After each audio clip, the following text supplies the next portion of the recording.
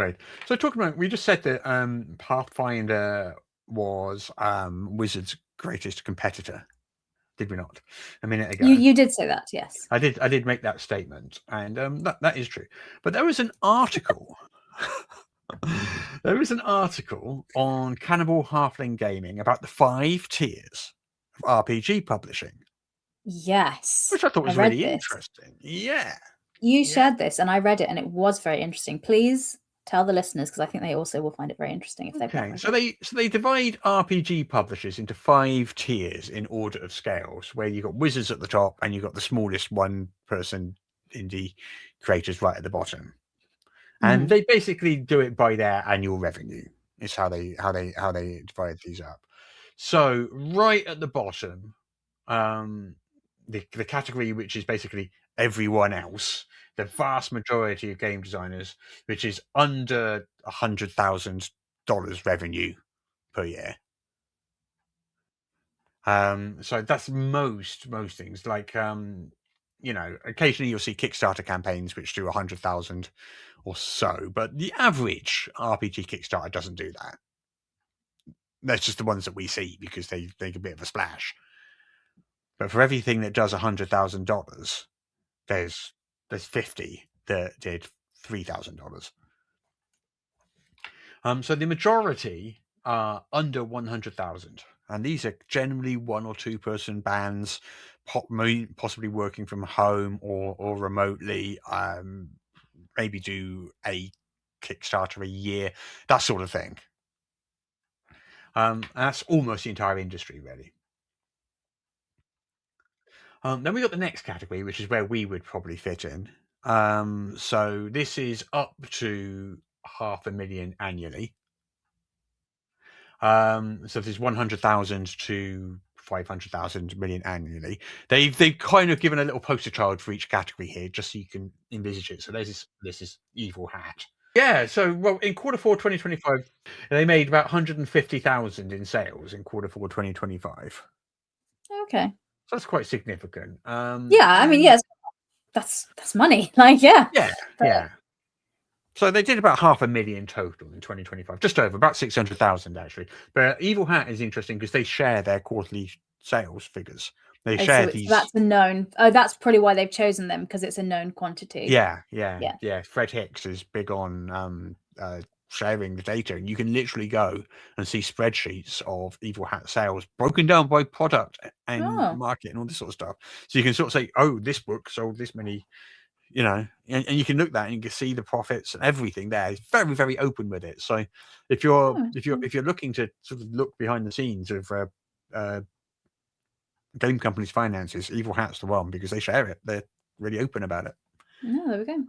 Big on transparency.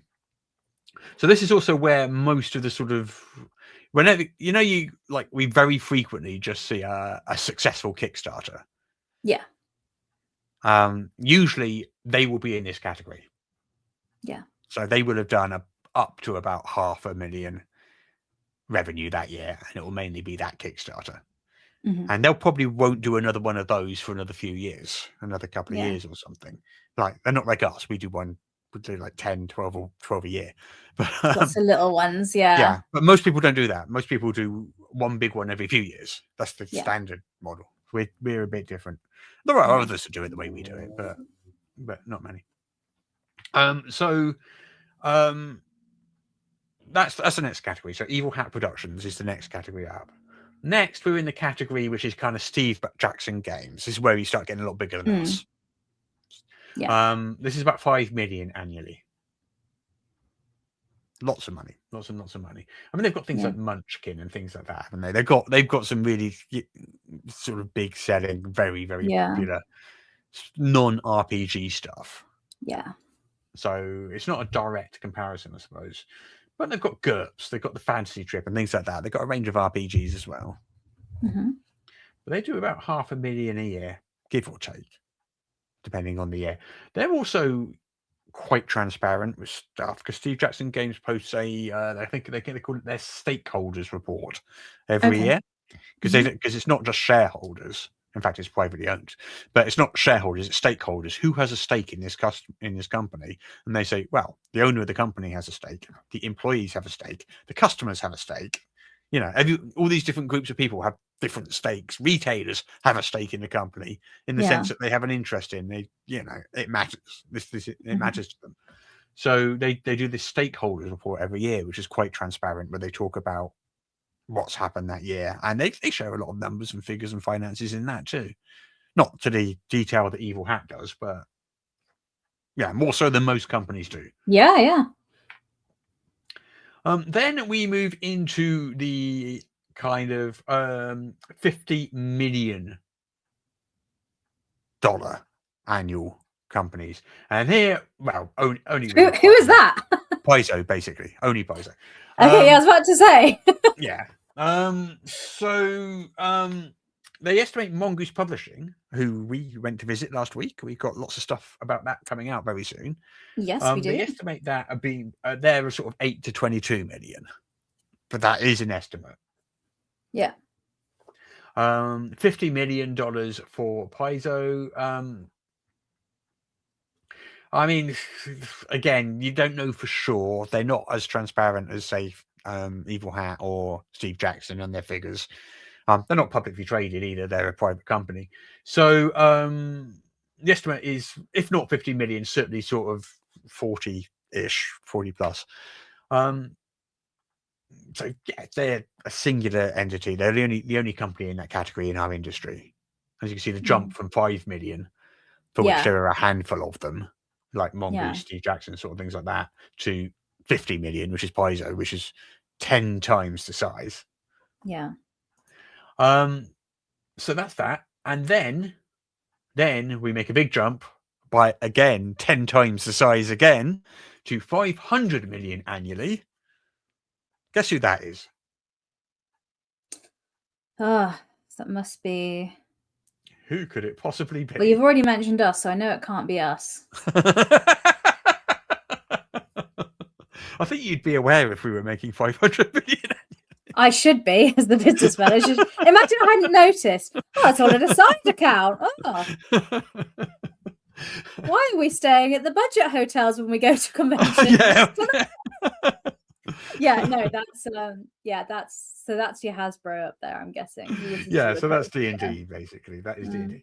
And no one else. Hasbro itself had like 5 billion in revenue. Oh yeah. But Wizards of the Coast is million. D&D. Of course, D&D is far more profitable than the rest of Hasbro. Most of the rest of Hasbro. So, although it makes about 1/10 of Hasbro's profits, revenue, it makes a lot more than 1/10 of Hasbro's profits. Yeah. But yeah, I mean, Magic the Gathering, Pokemon, and stuff like that is not just D&D, but Wizards is big. 10 times the size of Paizo, which is 10 times the size of Steve Jackson Games, which is 10 times the size of us. So, these orders of magnitude as they go up, you realize just how teeny tiny we are, and we're 10 times the size of the companies right at the bottom of the scale. It's like the way it goes up in orders of magnitude is scary. But anyway, the other one thing I wasn't sure about was Games Workshop, because Games Workshop, I guess because it doesn't currently publish RPGs, it has done in the past. Yeah, they're tabletop wargaming miniatures and things like that. They're Warhammer RPGs. They license out to Cubicle 7, don't they? Yeah. But they do. They're about the same size as Wizard of the Coast, possibly a bit bigger, in fact, in terms of revenue. But of course, they're not. They're a slightly different type of company, I guess. Yeah, but they're big. They're enormous. They're enormous. Yeah. Right. So anyway, that's the 5 tiers of RPG publishing. So when we made that joke about Paizo being the only competitor to Wizards, rather they're a 10th. You feel justified. But they're a 10th. Still, they're a 10th size. But the link is in the show notes to the original article by Cannibal Halfling Gaming. So go read that because it's really interesting and it's a good bit of journalism by them. So look at that. It's really interesting. It is really interesting. I mean, I haven't been able to verify the numbers. I trust that they've looked at the numbers and the numbers they're citing are accurate. in the comments there were links. I read the article and I could see there were comments, and they said if you want to look at the data yourself, they had links to stuff. So it's all there if you want to do a deep dive, dear listener.